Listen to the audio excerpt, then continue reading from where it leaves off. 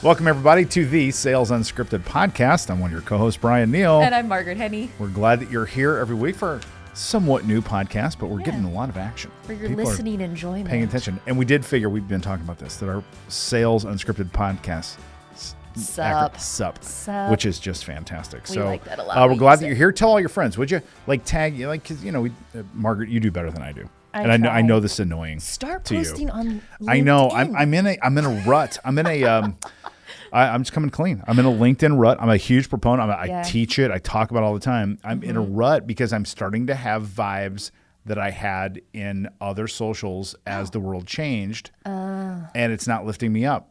And I'm very aware of energy, and I'm getting lots of energy in LinkedIn feed that is not lifting me up. And so I've just been very, I have to protect myself from those things. You know what? That's really good to be aware of. I have the same thing, except on Instagram, where, like, of course, I'll take like a nice little break because I'm like, this is not serving me. Yeah, right. At all. Like, I feel way shittier about myself. Right. Exactly. That's not the point. So LinkedIn is an incredibly valuable tool, but I would say the same thing I tell like friends when they're on like Instagram.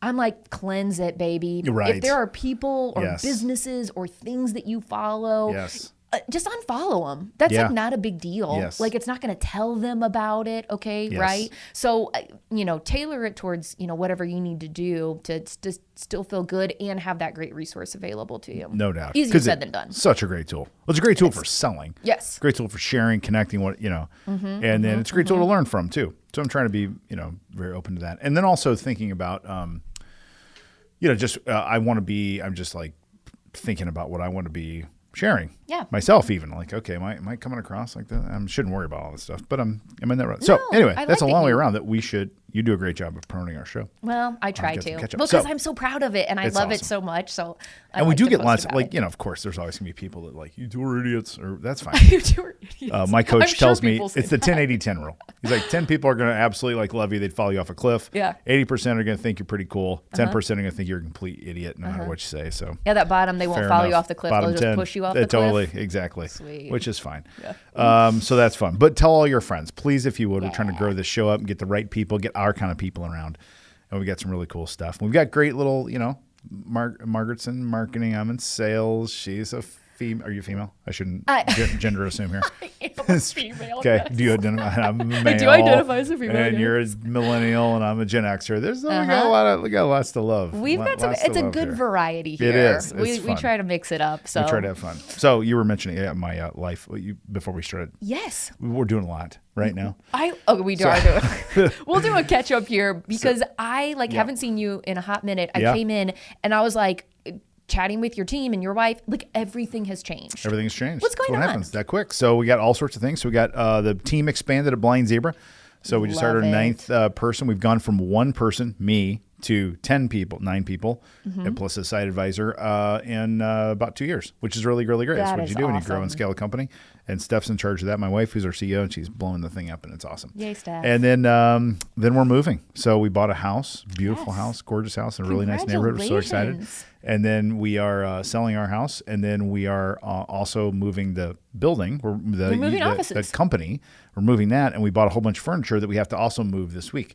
And then my football clinic is this weekend, so I've got a rules test to take on Saturday. Okay. So other than that, nothing going on. It's a pretty chill, really. Nothing going on.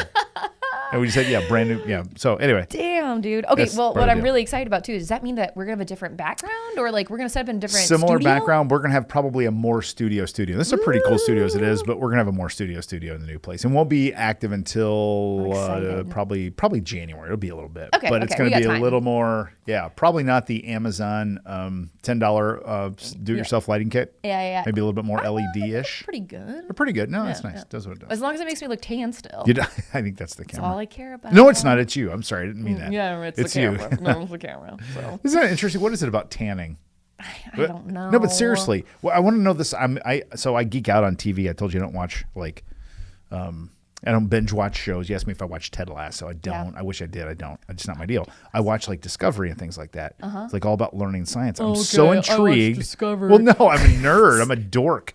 I actually Googled the scientist on the one I was watching last night. They were just talking about the creation of the universe and where we're at right now. And there's, I don't know if you know, this is a big week. for science. Like for the universe? The particle collider was a really big deal from last week. They Really? discovered some subatomic particles. Oh, my God. Subquarks. Oh, my head is going to explode. And then we get the first images from the new telescope tomorrow. Oh, that's which I'm sure you knew. I'm right on top of it. I'm all on top of it. But I'm intrigued by the science, the biology around things like, why do people want to be tan? Oh. Where is that in our biology? That has to be in our biology somewhere. I don't know. It cultural. Has to be. Is it though? That's what I want to know. Yeah, it's got to be cultural. You think it's cultural? Yeah, because, okay, think about it. It also used to be cultural. We're really going on a tangent here, guys. I swear we're going to talk about sales.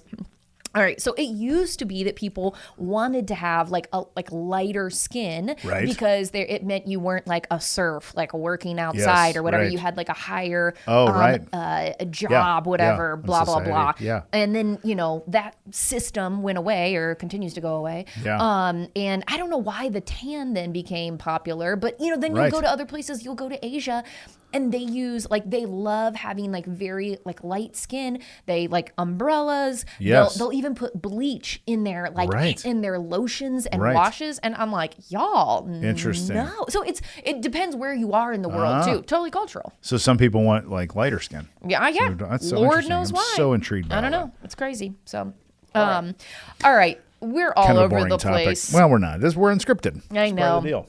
You want to bring up the topic? I do. Okay, it is slightly boring. You and I both agreed to this. Slightly boring, but very important. Very important. So the topic is, or what we want to talk about is selling to multiple decision makers.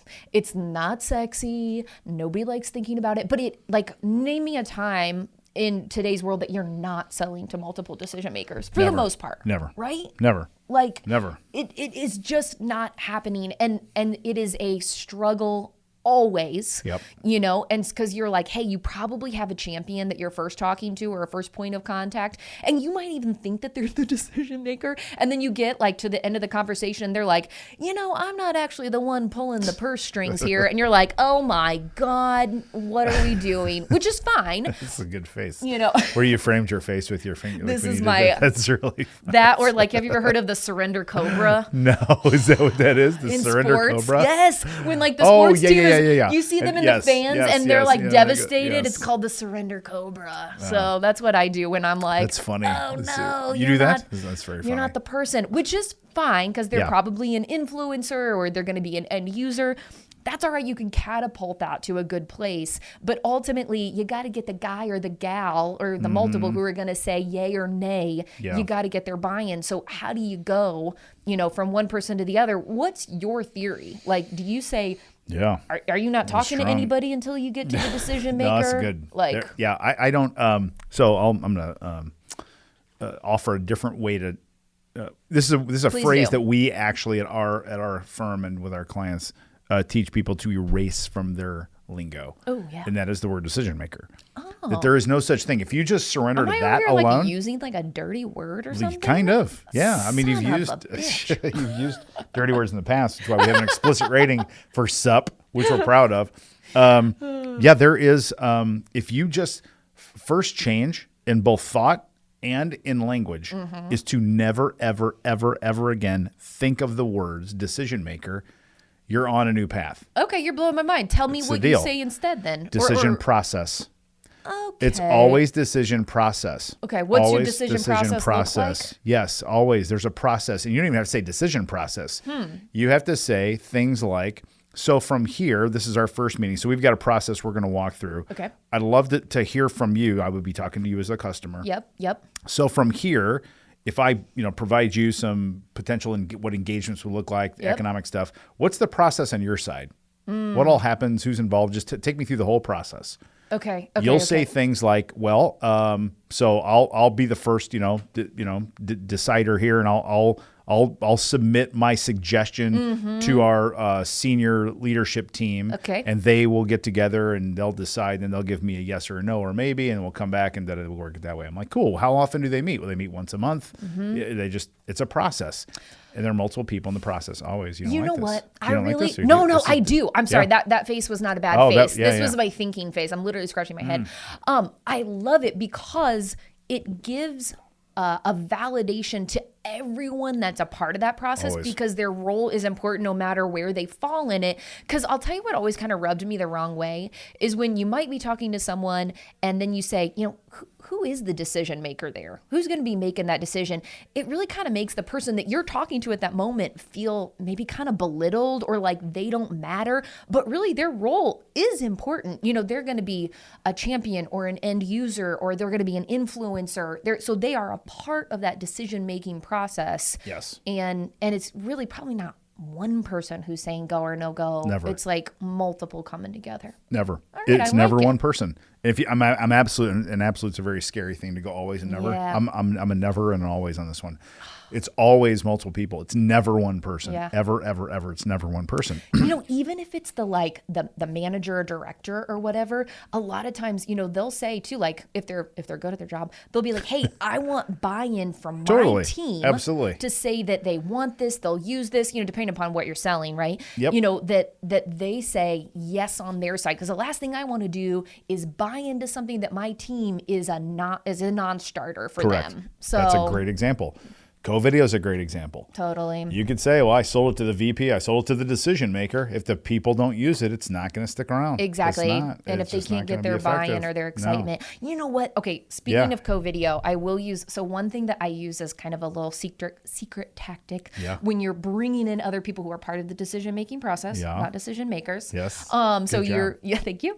You're having a conversation usually with one of them to begin with, one or two. Yeah. At the end of the call, I use something that I call the Trojan Horse approach. Oh, okay. And so I'll say like, hey, who else is going to be a part of this decision-making process or whatever. And they'll say, oh, well, we're going to loop in this person, whatever, blah, blah, blah. And I'll say, okay, great. Here's what I'm going to do because I want to take some of the weight off of your shoulders about everything that we talked about because we went over a lot. I don't want you to have to remember everything. I'm going to record a quick video using my co-video going over everything that we talked about, what was important, what you still have questions on, what our next steps are. Would you do me a favor and forward that to the rest of the people that are part of that process? It's a great place to start your conversation from. So good. You like that? So good. Thank you. Are you a knuckles person or high five or what are you? I'm a high fiver. Are you? Wait. You high fiving?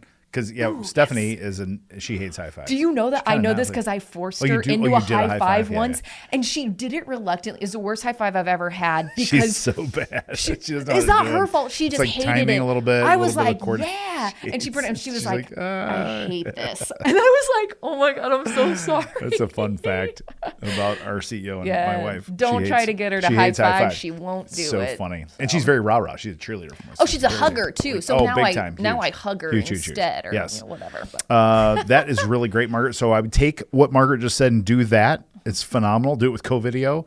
If you don't have co-video, shame on you, but do it with something. I mean, but there are other ways to do it, right? Yeah, do that. That even idea if of take the just weight in off. an I love email, that. Anything. Now the reason I say video is because a couple reasons. One, it's easier to explain and recap rather than, because that's probably going to be a long ass email. Yes. Because you're going to talk about a lot. But one of the biggest things that I like to do is I've built rapport and trust with that person or persons, right? But the other people that they're looping in, they don't know me. They don't know anything about me or who I am or whatever. So when I send them a video, I can get across some of my personality, my enthusiasm, my expertise. That can come through. So they're starting to build an idea about who I am before we even meet. And hopefully I'm doing a good job in that and takes me to the next level. So. Really great. Thank you. That's awesome.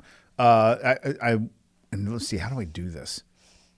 Well, we have a tool. I've got a tool that I show. I don't know how to get it to the people. How do you get the tool to the people? I don't know.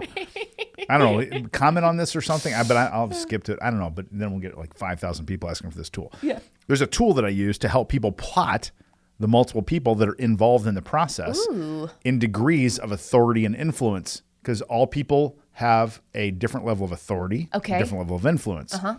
Examples would be a high authority person with very low influence is a procurement person. Oh. That's someone who will approve a PO. They have tons of authority because if they don't sign it, the deal's not getting done. Period, case closed. But they're not really involved in what, the attributes of the product or whatever. Okay. Right? Yep. Users are high influence, low authority. Okay. Users. So in the co-video world and the blind zebra world, the salespeople can say, this sucks, boss. No thanks. We hate Bryan. I'm fired. Right? Co-video blows. It's no good. Yep. Out. Non-starter. See that? and it's all of the above. And it's a model, and there's not neat and tidy, like everybody fits in the right places every time. Okay. It's a model to help you plot Okay. the people that you're dealing with in the situation you're in. Okay. Does that kind of help you gauge Totally does. how you're going to do then, or what's your strategy? Totally. Okay. And it also, more importantly to me, it identifies a potential blind spot for you. a hole? Like if you've got holes about who's not Absolutely. in, that is really smart. And wondering why something's stalled out or something. Okay. And What is this tool called? Authority influence model, I think, or authority influence tool. We just named it last week. I don't Did remember. you? Authority influence something. Yeah. AI. You're trying to. Okay, I'm trying to make it snappier. I have to skip on that one. Okay. We literally just made it last week. That's great. And the other thing it will do, it will help you. So this is another little bit of advice that people sometimes are afraid to do. So you ask, which I would coach you to, who all's involved in this? Yeah. And they go, well, I want to bring it to my sales team, get their, take on it too, and ask a couple of them. And then I've got to talk to my CFO. And I say, okay, that's really good. Let me make a suggestion. Ooh, I like it. That's what I want you to do. Can I suggest something? Let me suggest something here. For the sales team, definitely you need to circulate it around. I would volunteer on my dime to host a quick meeting with them, a 20-minute plus minus about co-video. Yeah. Yep. All right. So I'm saying versus going, well, I'm going to talk to my sales team. You go, okay. Well, let me know what they say. Yeah. You go, you know what? Let me come. You can meet with them as much as you want. Let me have 20 minutes with them also. Yep. Because I will tell them what will keep them from using it.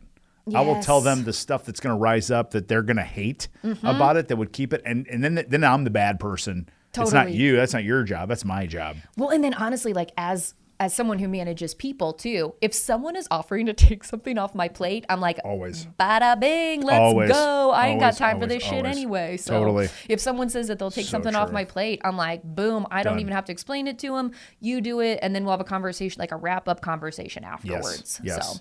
So, ooh, I like it. See, that good? This is not so boring. This No, is it's not so good boring. topic. We got there, guys. I got it too. So we've got authority influence tool that will be renamed by Margaret. So that if you like the new name, it's her.